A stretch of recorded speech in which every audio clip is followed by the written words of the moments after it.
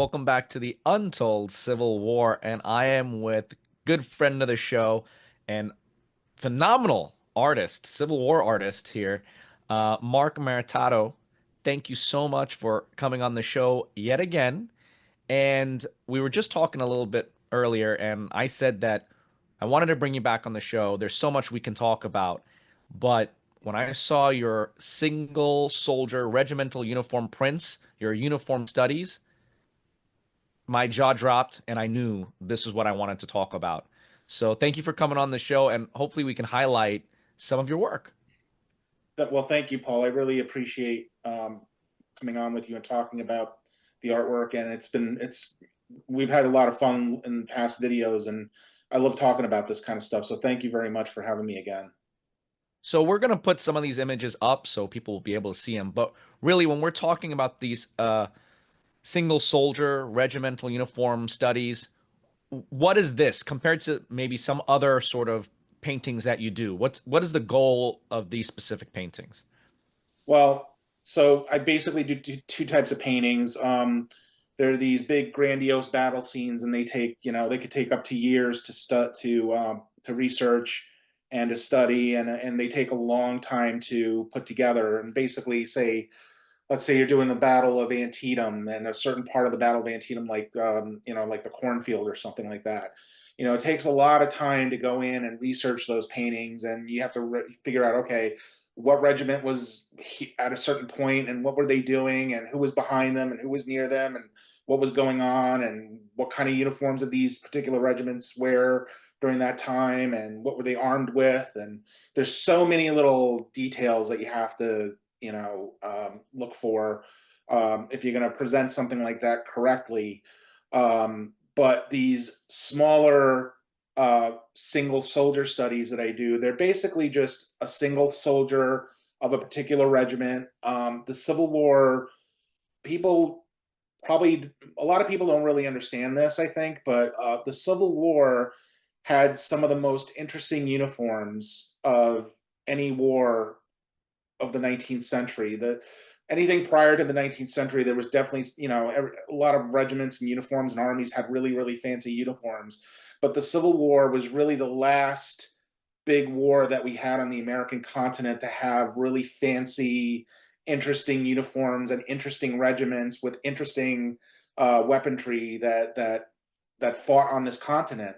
And for me, a lot of the attraction is to the federal Zouave units, who wore really, really fancy uniforms.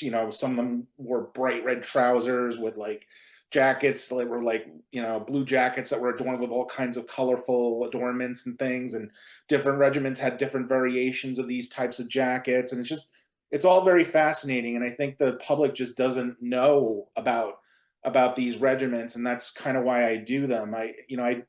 I've been focusing a lot on northern units, but there's also so many southern units that have really, really interesting uniforms that just, you wouldn't think, like, say, okay, a northern unit in the beginning of the war was actually wearing a gray uniform, and a southern unit at the beginning of the war was actually wearing a blue uniform. Some people don't know this. They only know the blue or the gray. And part of why I do this is to hopefully help educate people on the different types of uniforms that were present during that war.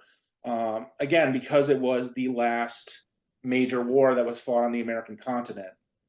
And I think you even hear stories about friendly fire incidents early in Mm-hmm. the war because Oh of yeah, miss or not being able to misidentification. identify, yeah, Yeah. misidentify different units because of the different colors everyone was wearing.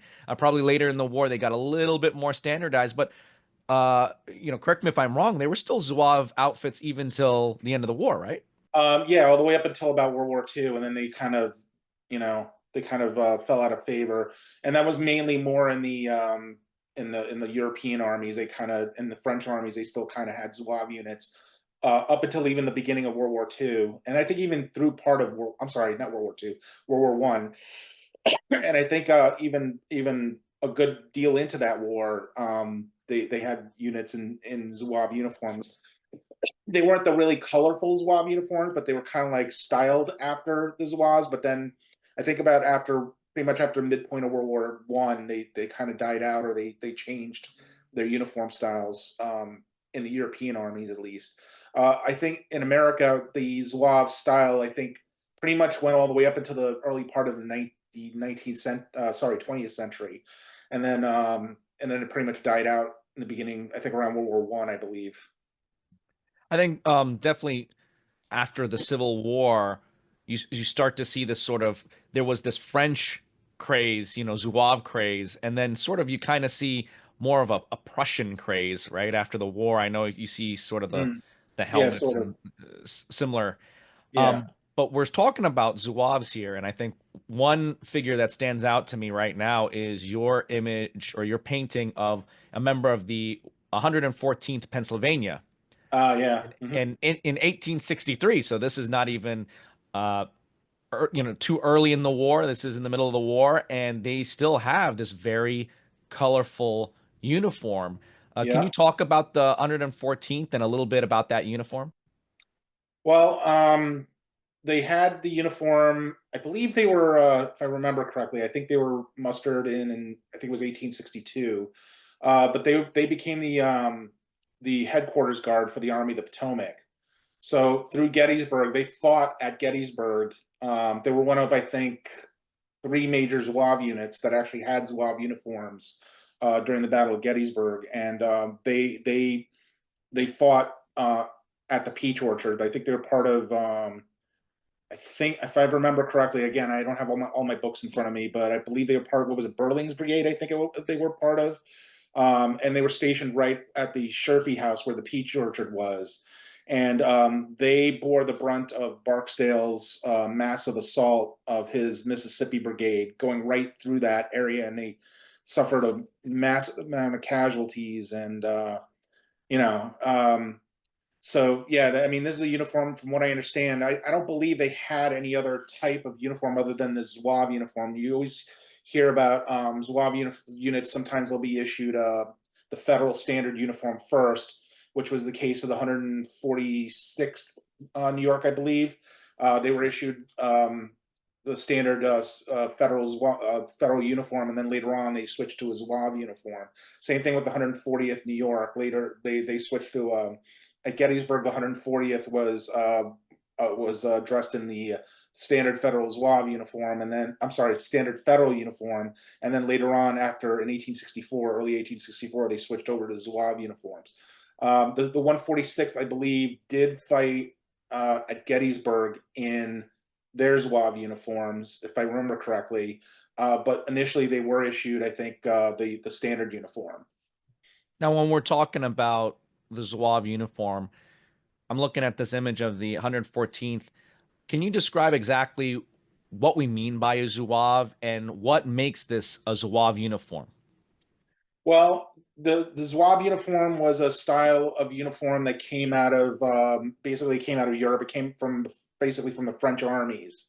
The French armies during the mid part of the 19th, or actually the early part of the 19th century, they conquered a North African Turco tribe. I believe they're called the Zouave, and these tribes had really very fancy, very similar to what the Zouave uniforms in the Civil War were wearing, but even more fancy. Some of the pants, some of the trousers were even more baggy, and the jackets were even more illustrative, embellished, very fancy, very intricate jackets. And then the French, I guess they thought these uniforms were cool, and they just adopted them into their armies. So right around the 1830s, you start seeing the French armies adopting the Zouave uniform, and then just before the start of the Civil War, some officers from the U.S. Army went over to France, and they did a big tour. And back at that time, France was like considered the military top dog, and everybody modeled their army after France. So the American army, American generals went over there. These American generals and leaders went over there, and they observed the French army, and they saw these WAV units, and they brought this style back to the United States. Elmer Ephraim Ellsworth was the he was the guy in Chicago. He was in Chicago. He was the leader of what were known as the Chicago Zouave Cadets, and he, along with the cadets, made a huge tour of the northern part of the United States, from Chicago, I believe it was all New York, I think they hit, and they toured and they did these drill exercises, and they just impressed a lot of the local drill teams and stuff, and then they started to adopt this really cool, colorful uniform, and the next thing you know, a lot of these units started to adopt this Zouave, and another variant of it is called the Chasseur uniform, which is the 114th Pennsylvania. Actually, kind of, it's a little bit of a mix of a Zouave and a Chasseur uniform. The Zouaves had really baggy trousers, like really like almost like, you can almost remember MC Hammer, kind of from back in the day, that kind of style where the pants were like really baggy and like basically folding them all over the place. But the chasseur style was actually more form fitting to the body. So these trousers were a little bit more, they weren't quite as baggy. They were more like regular trousers. They were still they still had some room to them, but they weren't quite as baggy. So the 114th was one of those units that had like a Zouave style jacket, but their trousers were more of a chasseur style. And then you'll see other uniforms in the Civil War. One of my favorite units, the 14th Brooklyn, they had a quasi chasseur Zouave style uniform too, but they're one of the other distinctions from the chasseur to the Zouave is the Zouaves are known for wearing a fez with a turban. Sometimes they'll wear a turban around their fez, but the fez will have like a tassel coming from the top of the fez. The chasseur style is more with a cap. I, People call them a kepi, but I think the correct term is a cap. So it's a more of a French style cap that kind of like rises, not quite as high as yours. It just kind of has a rise, and then it has a little bit of a sunken area at the top. So that's like the French chasseur cap that is more indicative of the chasseur style. So the 14th Brooklyn had like a bright red, chasseur style trousers with a jacket that had a really interesting vest that buttoned in the middle with a bunch of gold buttons down the front, and it was trimmed in red. And then they had a cap that was trimmed in red and blue and all that stuff. So that unit would fall more into the chasseur style. The 114th Pennsylvania, I would say probably a mix of they're technically Zouaves, but they're some parts of it is not quite of the Zouave style. So, but there are other units in the Civil War like the 114th, the 146th New York. They're more proper Zouaves. The 5th New York Duryea Zouaves. They're more of the proper French Zouave style because their trousers were way baggier.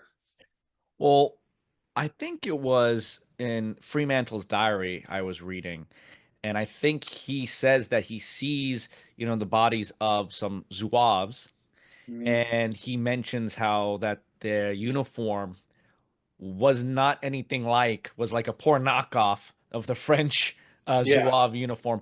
You've obviously seen the French Zouave uniform. You've obviously painted these American Zouave uniforms.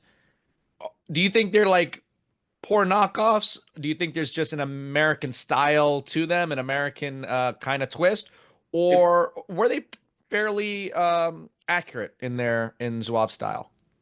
It really depends because there's so many different variations. In my study of these uniforms, I've noticed that there's so many different variations of Zouave uniforms that it's really hard to say one way or the other with it. I mean, some units, yes, they did copy the French Zouave style pretty much, the French Zouaves pretty closely, like the 74th New York, part of the Excelsior Brigade. They had a uniform that was issued to them that was an exact copy of the Imperial Zouaves from France, all the way down to the yellow trim, the red cuffs, everything, pretty much everything that they had, pretty much matched the Imperial Zouaves. And then you had the Ninth New York uh, Hawkins Zouaves. They're kind of an interesting unit because I've kind of discovered that they had two different variations of the Zouave uniform. They had one that was kind of more of a chasseur type uniform, but with a Zouave jacket in the beginning of the war.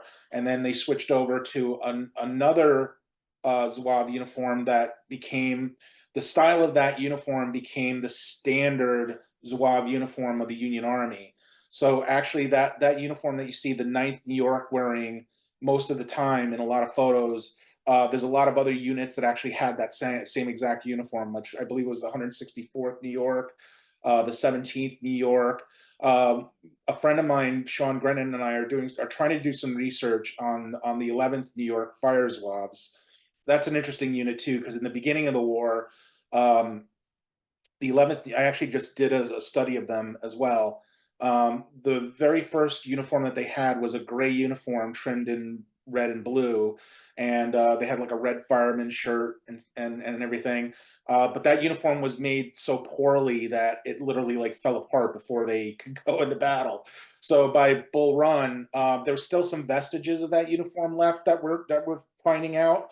But by Bull Run, a lot of the 11th New York Fire Zouaves were wearing dark blue trousers with red wool shirts.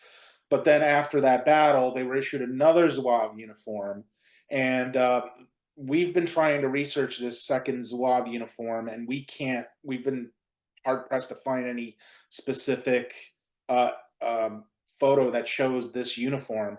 And we're starting to think now that maybe this Hawkins Zouave style uniform may have been.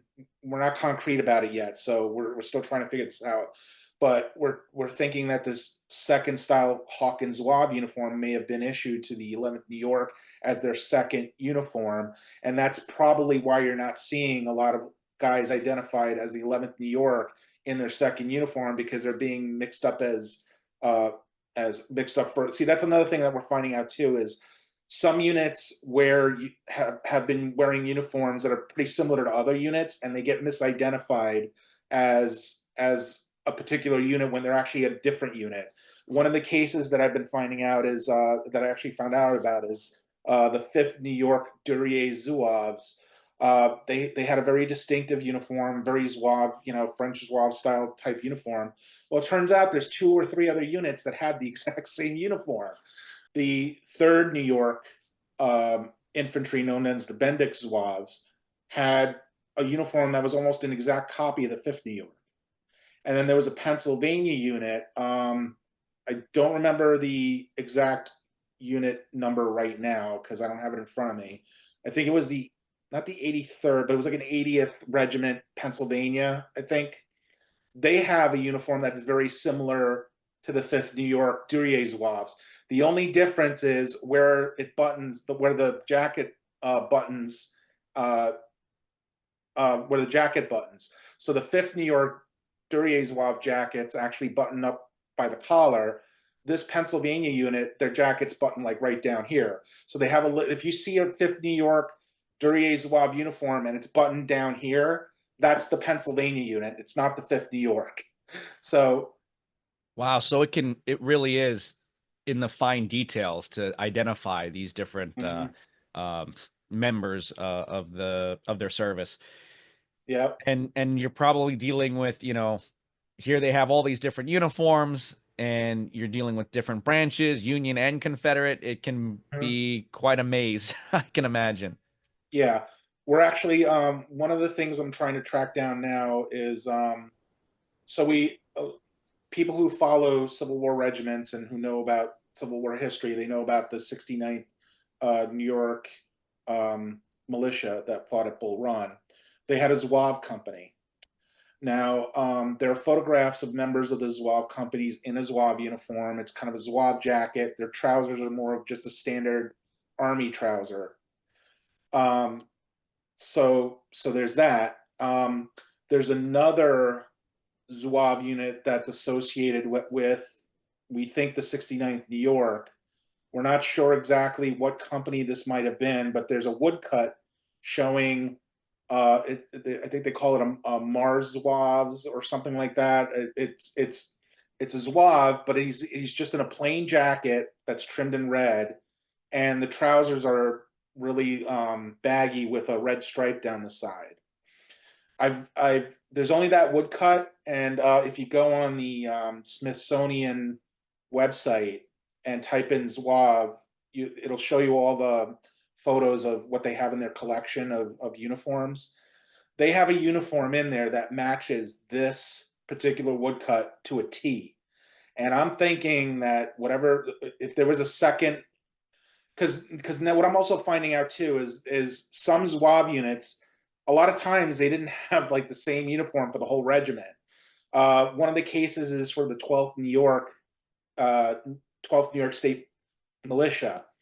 They had a very chasseur styled Zouave uniform. It's actually more of a chasseur pattern, but they had really, really baggy pants with a chasseur jacket and a chasseur cap. Well, their drum corps, if you look really, really closely under magnification, there's a photo on the Library of Congress website showing almost the whole regiment on parade. If you look at the drum corps, they're wearing a different style Zouave uniform, and with like more of a traditional Zouave pattern. So, that's one of the regiments I'm going to cover down the road. Is I have a whole list of units that I'm going to be doing these um, soldier studies of, because I just find them so interesting, and they're just so fun to do. And I find it fascinating. I'm finding it more like my life's work to try to identify as many of these units as possible and bring them to the public as I can. No, absolutely. I think one of the things that got me interested in the Civil War, as a kid, was seeing these different uniforms, right? Yeah, These uniforms definitely bring you in, and they're fascinating. And like you said, you can really get into the weeds of all of them. yeah. Now, besides the chasseur and the Zouave style uniforms, there are other uniforms brought over from Europe, right? But we've also got to talk about probably my favorite unit here, Oh, the let me 79th New guess. York, you know? 79th New York. Absolutely. Yeah. Absolutely. Yep. They are these two figures you've done are absolutely phenomenal. I Oh, think they're thank you. probably the most accurate depictions that I've seen of the Oh, that's good. 79th. I'm glad Uh, that you say that, because I really worked hard to try to get those right. And actually, I have Kelly Ford. I have to thank for that, because him and I were going back and forth, and he provided me with a lot of research on original equipment and original uniforms, and he shared a lot of really cool stuff with me. And there's nothing better that I love than to see original Civil War uniforms from like really obscure units like the 79th, New York, or like, even the 14th Brooklyn, or any unit like that, that had a fancy, interesting uniform. I just love seeing that stuff.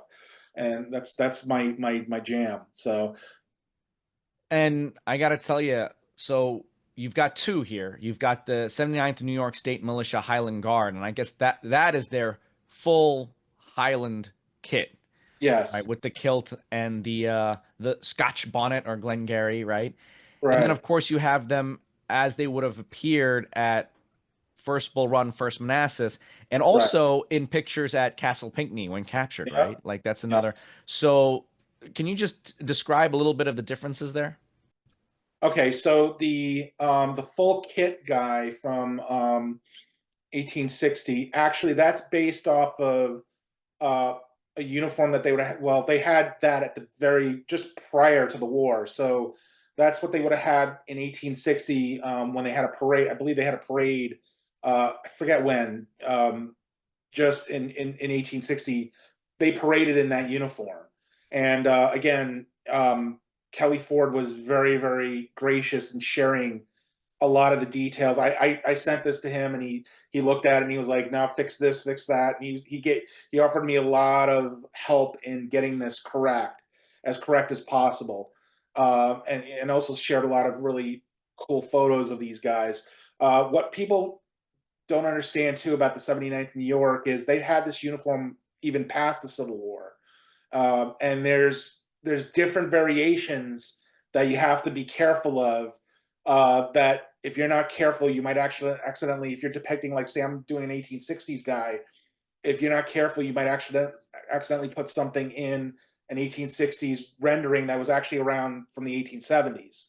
So that's something that um, Kelly was able to help me with this.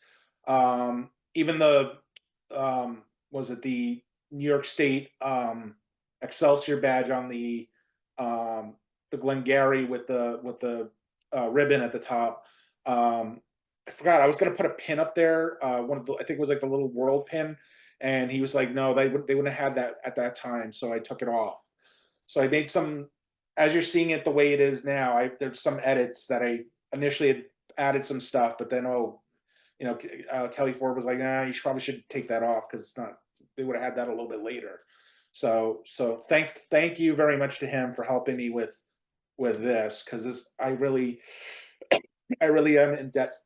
Excuse me, my throat is getting dry. I really am in debt to him for helping me with this. Kelly is a fantastic person to talk to in regards to 79th New York Yeah, uniforms. He's an encyclopedia on the yeah, 79th New York, and him and I will go back and forth, and we get excited when we find a new image or a new rendering of the uniform, and we're always like, well, when I say new image, also like they're a newly found or newly popped up original image, if you will. yeah, They're not necessarily new, but I know that I have a few images in my collection of 79th New York Highlanders, and when I'm looking at them right here on my wall, uh, I'm seeing the exact details that yeah. match up, perfectly. So you really did an amazing job. One Thank you. thing I'll mention too is I got to sit down with Kelly, and I haven't released this video yet, so it's coming soon. It's a short video. Kelly does Uh-huh. not like being on camera, so it's tough to get him on. Yeah. But I finally ambushed him. And this new video, just a sneak peek, I say, is the greatest, most rare, I guess you could say, the biggest Civil War relic trade. Uh, at least Oh. I like to think it's the biggest trade. At least in for the Untold Civil War. I had come across a 79th New York coat.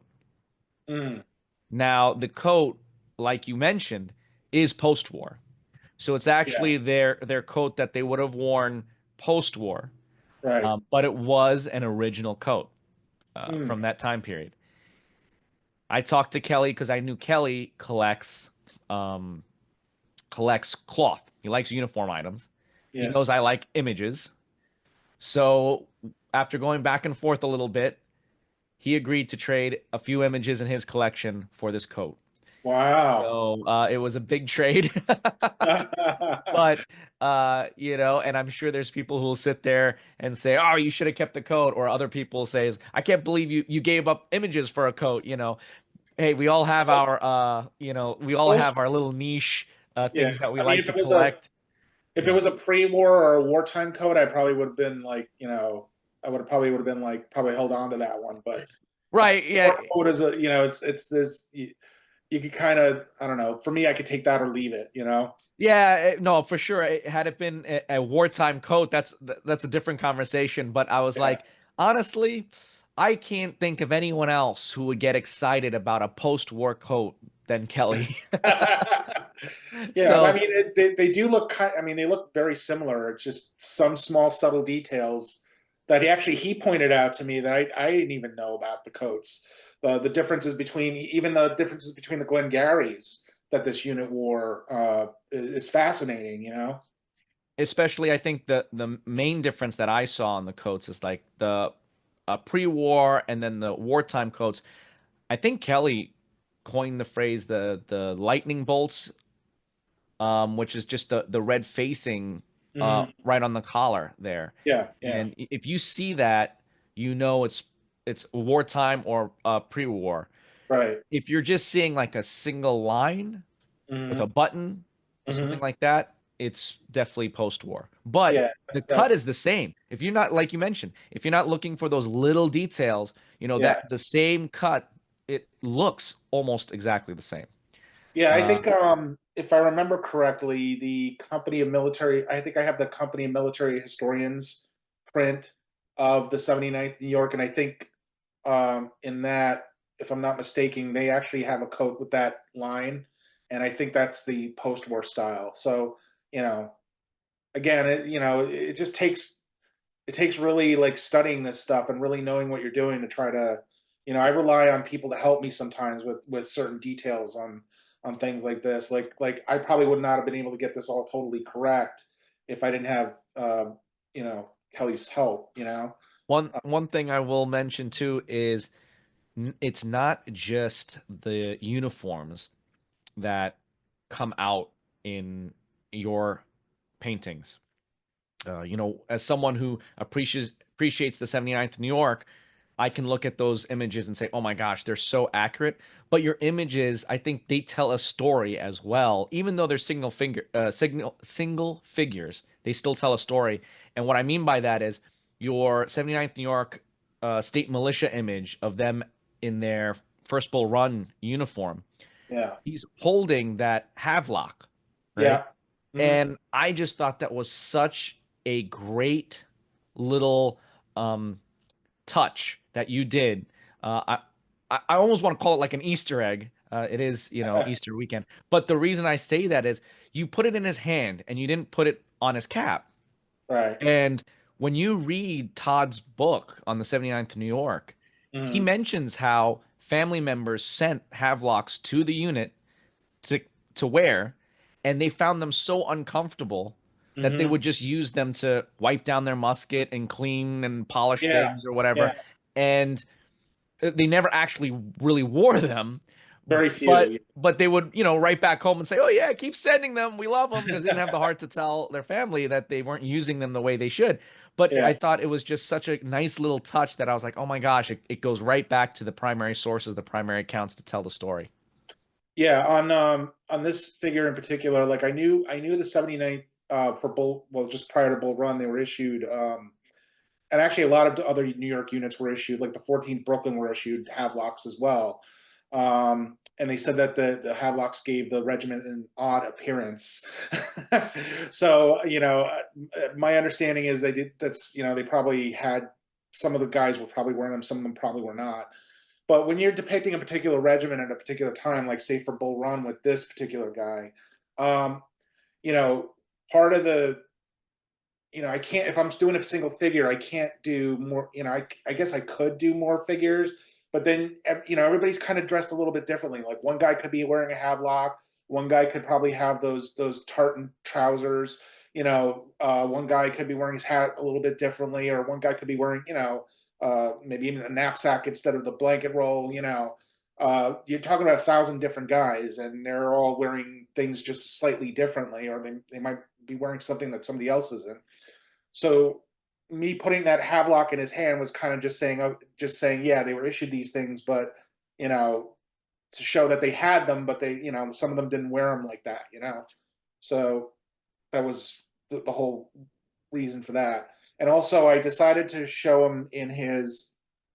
Um, so a lot of people would say, well, how come he doesn't wear the? How come he's not wearing the tartan trousers? Because the 79th New York was known for having those plaid trousers. Well, no, not all of them were. If you look at the photos from the Castle Pinckney prisoners, you look at all the 79th guys. I don't know if you've seen them or not. I don't see anybody wearing tartan trousers at all. So that means that they were captured probably wearing those trousers. Same thing with the 11th New York guys that are mixed in with those 79th New York guys. They were also captured at Bull Run. Some of them are still wearing some remnants of the gray Zouave uniform that they were initially issued. There's a guy wearing the gray trousers of the first uniform, and they're all different variants of different types of dress. Some are wearing badges, some have white shirts on, some have red shirts on. So, when you're trying to depict one uniform of a particular regiment, sometimes I feel like I should be putting like 3 or 4 guys in these things, but then you get into this whole big, should I do a big regimental painting then? Well, there's always going to be variation as people try to embellish the uniform or kind of customize the uniform to their liking, depending on what they were issued or what was there. I was talking to my aunt, and when I had that realization, and I remember I told her, I said, the 79th New York, you keep trying to figure out what they were wearing, and it's very difficult to pin it to just one thing because everyone maybe wore different things at different times, Hmm. and everyone was customizing it to their liking or whatever the case may be. And she laughed and she goes, well, I could have told you that just from going to a Catholic high school with a uniform. Everyone is customizing. Every kid wants to customize their uniform and wear it differently and wear it how they want to wear it. So, Yeah. yeah, you're always going to see these variations. And you're right. So the images I have of 79th New York Highlanders, I have images of them wearing the coat, and you know it's a 79th coat because you see the facings, the cut of the coat, And like you said, but there's no plaid or tartan trousers. Yeah. He's I also think wearing a cap, not a Scotch bonnet, but right. because of that coat, that's what that they are definitely 79th New York. The other one is I have images of 79th New York Highlanders who are wearing the coat and the plaid trousers. And Yep. of course, and I tell Kelly this all the time, my white whale is to find an image for my collection of a Highlander in his kilt. But that's my white whale, and we'll Mm, see we'll see how that yeah. goes. A wartime guy. Yeah. In the Castle Pinckney photo, if I remember correctly, you know how the jacket had the pocket over here? Well, I think there's one guy in there with no pocket in the jacket. It's just a plainer style of the jacket. And there's little variations like that even during the war because you have to think about it when they had to ramp up for the war and they had to get 1,000 uniforms for regiment together, and they had all these different makers making them. Who some of them probably didn't follow cut corners or didn't follow the pattern exactly correctly. I found that on a couple of the 14th Brooklyn examples where the 14th Brooklyn had a red flashing on the cuff of the jacket right underneath the wrist. Well, there's a couple of photographic examples where that uh, on most photos you see it down here. It's basically just a red flashing with like 3 or 4 buttons on it. Well, and a couple of the photos that flashing is over here, right underneath the chevron. They have like a chevron and then the flashing underneath the wrist of the jacket. Well, there's 2 photos that I know of where it's actually moved here. And one of the other things too that was interesting too that I didn't know until I actually studied an original 14th Brooklyn jacket that's up in the New York State Museum. Some of the jackets had a red piping on them. Now, if you look at some of the photographs of men of the 14th Brooklyn, before I knew that, I noticed that some of the, um, you know how they would embellish some of the photos and they would colorize them. I noticed that some of the photos had the collars colorized in red, and I'm like, gee, that's weird because we at the time we didn't know. But then when I found this jacket that's up in the New York State Museum, they have one jacket that has it and one jacket that doesn't. This is just a variation of how these makers of these uniforms they would sometimes, like I said, cut corners or just not follow the pattern exactly correctly, or they would embellish things a little bit differently.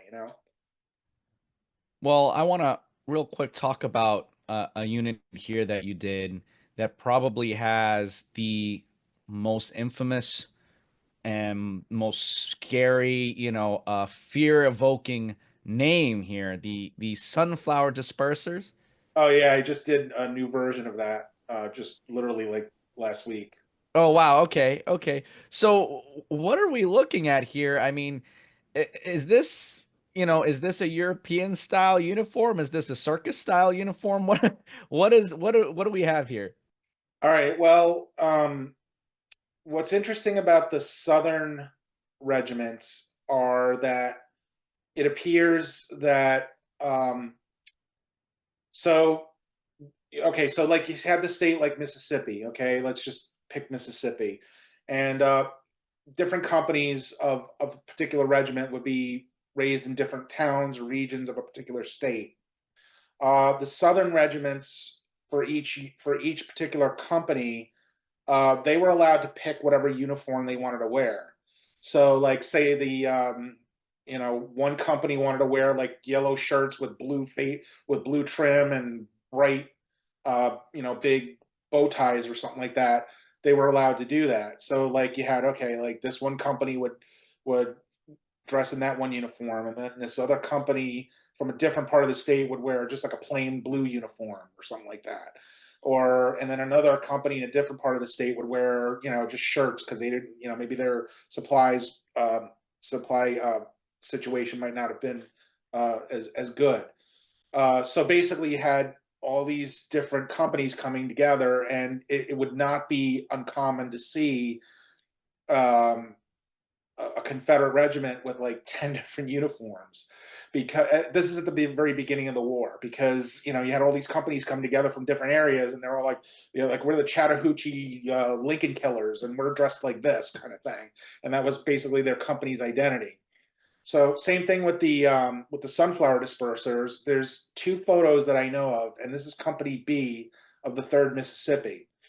There's two photos that I know of with men wearing this, what we think is a gray shirt. We're not 100% sure, but we're thinking it's probably like a gray wool shirt with Mississippi. Now, here's the other interesting thing too. Different states had different trim colors for their infantry units. Mississippi's was red. So anytime you see any red trim, usually, not in all cases, because red usually is also denoted for artillery, but for infantry, for the Mississippi, their trim color was red.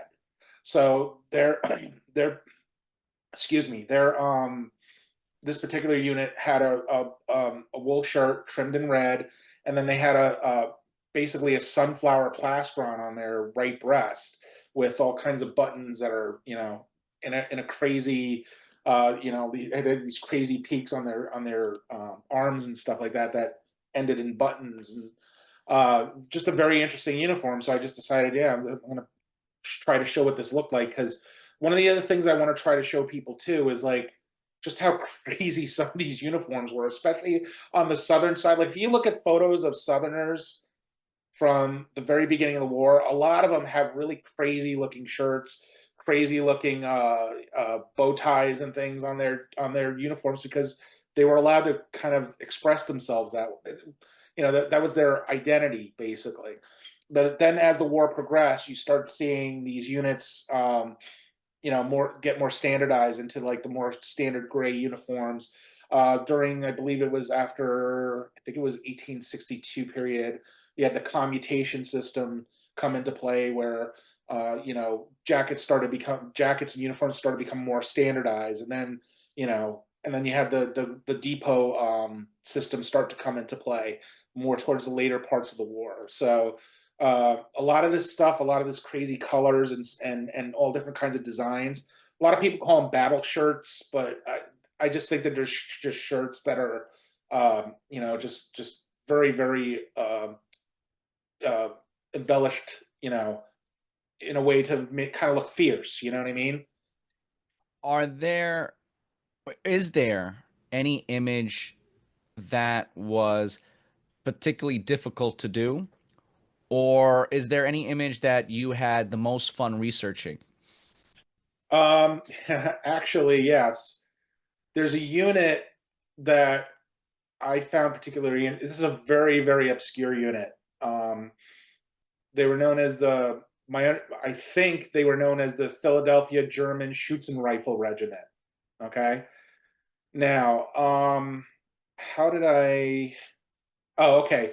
So the story with this was long time ago, like literally 10 years ago, I found a sketch of a drawing of two guys by an artist named Collier, and it was two guys, and they were dressed in this uniform that both one had a rifle, and the other guy had a sword. It was like an officer and a private. The hat was really interesting because it was almost like a Garibaldi style hat, with like a wide brimmed hat with like rounded top, and it had like a ribbon on, I guess, coming off of it. And I just thought it was like a really interesting unit, and it was interesting that another artist chose to do a sketch of these guys. So I kept the drawing. I found it online at an auction. I kept the drawing on my in my database, and I kept trying to find research on them. There was some information about them in Todd's book, but not really a lot. So when I started doing these figure studies, I'm like, yeah, I got to find some more information about these guys. So I started doing some more research, and then I found out that these rifle units were part of a German tradition known as the Turners, or a German group of it was like a kind of like a social club in the mid part of the 19th century called the Turners. And they would have like a rifle club, and I think they had all kinds of other things going on. Like they would just kind of get together and socialize. So I found uh, some information about the Turners online, and I'm like, oh, this uniform that they're wearing is very close to what these Philadelphia Schutzen rifle units are wearing. So then I started to research that, and actually a lot of the I found this PDF online, which is very helpful, that explained a lot about the Turner tradition and what kind of rifles they had and what kind of bayonets and things that they had. Um, and then I was like, oh, okay, this is enough for me to do.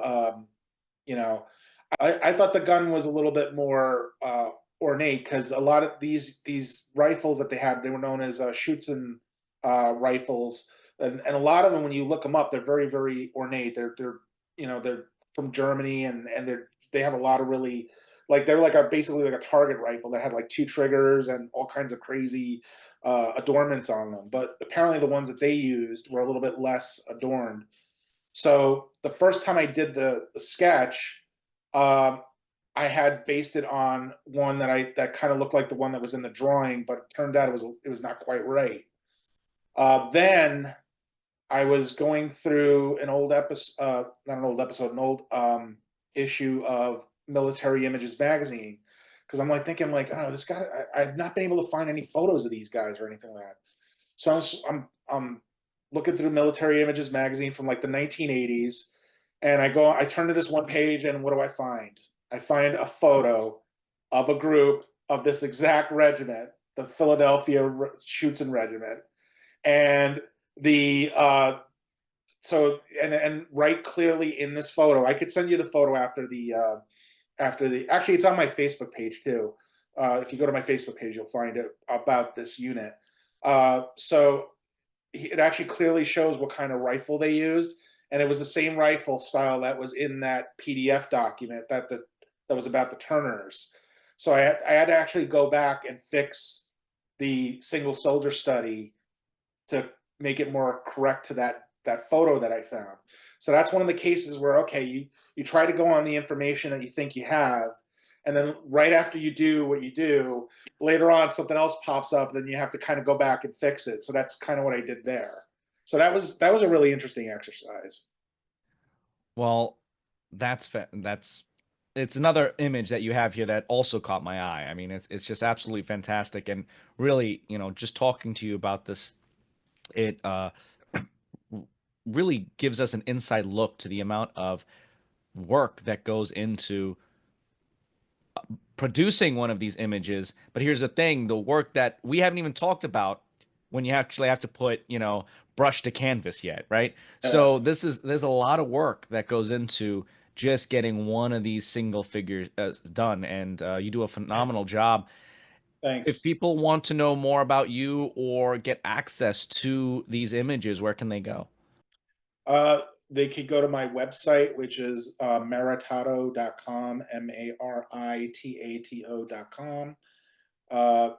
Everything is on there. There's soldier studies, there's prints, there's signed prints as original artwork.